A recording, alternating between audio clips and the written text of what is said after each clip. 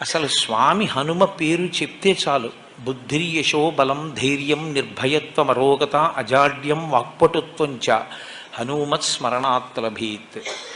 హనుమని స్మరించినంత మాత్రం చేత, హనుమకి నమస్కరించి హనుమని సేవించినంత మాత్రం చేత హనుమ యొక్క గొప్పతనం ఎక్కడుందంటే అజాడ్యం. ఆయనని సేవించినటువంటి వారికి జాడ్యము పోతుంది. జాడ్యము అంటే జడత్వము.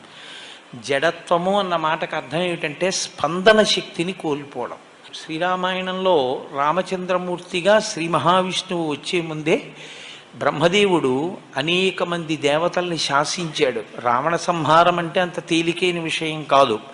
నరవానరముల చేత సంహరింపబడడు కనుక, ఆయన నరవానరముల చేత సంహరింపబడనని వరం అడగలేదు కనుక మీ అందరూ కూడా వానరాంశలలో వెళ్ళండి అన్నాడు. దేవతలందరూ వానరుల యొక్క అంశలలో వచ్చారు.